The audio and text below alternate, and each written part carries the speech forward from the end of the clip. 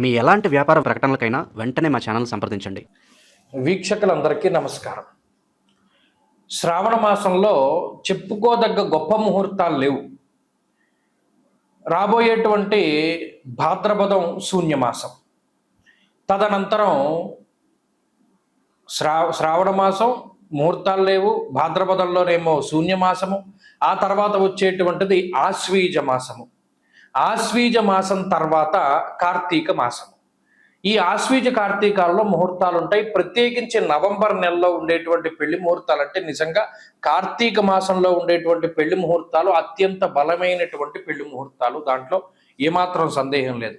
అయితే చాలా మంది నన్ను అంటే ఈ మధ్యకాలంలో నేను ఎక్కువ విన్నాను. ఎందుకంటే ఇప్పుడు ఈ ఆగస్టు నెలలో పెళ్లి కుదుర్చుకుని అక్టోబర్ నవంబర్లో పెళ్లి చేసుకుందామండి, మా వాళ్ళేమో విదేశాల్లో ఉన్నారు, అక్కడ నుండి టికెట్లు బుక్ చేసుకోవాలి, మాకు ఎవరో చెప్పారండి కార్తీక మాసంలో పెళ్లి చేయకూడదుట, కార్తీక మాసంలో పెళ్లి చేస్తే చాలా ఇబ్బందిట, లేదు పెళ్లికి ఏం దోషం లేదన్నారండి, కానీ శుభ కార్యక్రమం ఆ రోజు చేయకూడదు, అంటే గర్భాధానం ఇంకా చెప్పాలంటే ఫస్ట్ నైట్ లాంటివి చేయకూడదుటండి, అలా చేస్తే చాలా అరిస్ట్ అంటది. కార్తీక మాసం అంటే శుభ కార్యక్రమాలు అంటే మన పుణ్యమాసం కదా, మనం గుడ్డు తినం లేకపోతేనేమో నాన్ వెజ్ తినం మానేస్తాం, అలాంటిది మరి ఈ ఫస్ట్ నైట్లు అవన్నీ ఎలా చేస్తారండి, గర్భాధానాదులు ఎలా చేస్తారండి, అందుకనే కార్తీక మాసంలో పెళ్లి చేయకూడదని చెప్పారండి అన్న మాటలు నాకు ఈ మధ్యకాలంలో చాలా వినపడ్డాయి. విస్మయానికి గురయ్యాను నేను.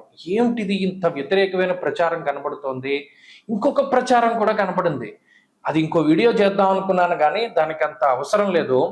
ఏమంటే పెద్దవాళ్ళు పైన ఉండాలి, చిన్నవాళ్ళు కింద ఉండాలి తండ్రి ఇంట్లోనూ.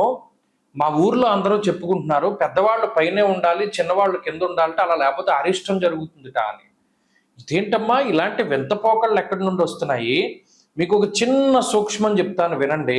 ఇప్పుడు పెద్దవాళ్ళ భుజాల మీదకి ఎక్కి పిల్లలు ఆడుకుంటారు, అవునా కదా అని అడిగాను. అవునండి, పెద్దవాళ్ళ భుజాల మీద ఎక్కి చిన్నపిల్లలు ఆడుకుంటారు. అంటే అప్పుడు పెద్దవాళ్ళు ఎక్కడున్నారు? కింద ఉన్నారు. పిల్లలు ఎక్కడున్నారు? పైన ఉన్నారు. అంటే పెద్దవాళ్ళు కింద ఉండాలి, చిన్నవాళ్ళు పైన ఉండాలి. అంటే గ్రౌండ్ ఫ్లోర్లో తండ్రి గారు, పై ఫ్లోర్లో అన్నగారు, పై ఫ్లోర్లో తమ్ముడు, ఆ పై ఫ్లోర్లో అందరికన్నా చిన్న తమ్ముడు, అలా ఉండొచ్చు. ఇంకొక రకంగా అసలు ఈ శాస్త్రం ఎందుకు పెట్టారండి అంటే పెద్దవాళ్ళు వయసులో పెద్దవాళ్ళు కాబట్టి మెట్లు ఎక్కి అన్ని ఫ్లోర్లు పైకి ఎక్కలేరు కాబట్టి వారు కిందే ఉంటారు. వచ్చిన వాళ్ళ గురించి వాళ్ళు ఆరా తీస్తూ ఉంటారు. పెద్దవాళ్ళు కాబట్టి అన్ని విషయాలు తెలుస్తాయని వాళ్ళని కింద పెట్టారు.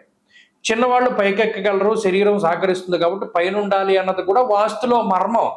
దీన్ని మార్చేసి పెద్దవాళ్ళు పైన ఉండాలి, చిన్నవాళ్ళు కింద ఉండాలని మొదలుపెట్టారు. ఇది నేను ఆశ్చర్యపోయినటువంటి విషయం. ఇంకొకటి, ఈ కార్తీక మాసంలో పెళ్లి చేయకూడదటండి, పెళ్లి చేసినా కూడా ఈ శుభకార్యం చేయకూడదటండి అని మొదలుపెట్టారు. ఎవడు ప్రచారం చేస్తున్నాడు? ఇవన్నీను తప్పు కదా. ఇప్పుడు ఒక విషయం చెప్తాను, గుర్తుపెట్టుకోండి.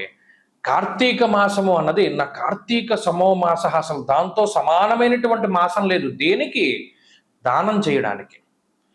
కన్యాదానంలో ఒక సంకల్పం చెప్తారు, దశా పూర్వేషాం దశా పరేషాం మద్వంశానాం మాతృవంశానాం పితృ నరకాతుత్తీర్య శాశ్వత స్వర్గలోక ప్రాప్త్యర్థం కన్యాదానం అహంకరిష్యే అని చెప్పి ఆ కన్యాదాత సంకల్పం చెప్తాడు. అంటే ఏంటి? ఇటు దశాపూర్వేశాం దశాపరేషాం అంటే 10 తరాల ముందు 10 తరాల తర్వాత ఉన్నటువంటి వాళ్ళు ధరించిపోవడానికి ఈ కన్యాదానం చేస్తున్నాను నేను. సాలంకృత సహిరణ్యోదక కన్యాదానం అహంకరిష్యే, అలంకారం చేసి కన్యాం కనక సంపన్నాం కనకాభరణేర్యుతాం అంటే అంత కనకాభరణాలతో కూడా అలంకారం చేసి దానం చేస్తున్నాను అంటే ఎంత తరించిపోతారు. ఒక బంగారం దానం చేయడమే చాలా కష్టం ఈ రోజుల్లో. అలాంటిది అన్ని కాసుల బంగారము, అంతకన్నా విలువైనటువంటి అమ్మాయిని దానం చేస్తే కలియుగంలో, అందులోనూ కార్తీక మాసంలో ఈ 21 తరాల వాళ్ళు ఎంత తరించిపోతారు. ఈ విషయాన్ని మానేసి కన్యాదానం చేయకూడదు లేదా పెళ్లి చేయకూడదు అనేటువంటి ధోరణి రావడం అనేటువంటిది చాలా పొరపాటు. కాబట్టి అది తప్పు. పెద్దవాళ్ళు పైన ఉండాలి అన్నది తప్పు. ఈ రెండిటిని కూడా మార్చుకోండి. పెద్దవాళ్ళు కింద ఉండాలి, చిన్నవాళ్ళు పైన ఉండాలి. కన్యాదానం చేస్తే కార్తీకంలో చేస్తే 21 తరాల వాళ్ళు తరించిపోతారు. కాబట్టి కార్తీక మాసంలో నిరభ్యంతరంగా వివాహాదులు చేసుకోవచ్చును. దానికి ధర్మపరమైనటువంటి కామానికి ఏ విధమైనటువంటి లోపము లేదు, ఏ విధమైనటువంటి దోషము ఉండదు. ఎందుకంటే సృష్టి కార్యం జరగాలి, అది ధర్మబద్ధంగా జరిగితే అసలు బ్రహ్మగారు ఉన్నదే అందుకు, సృష్టి చేయమనే మానవులను సృష్టించాడు.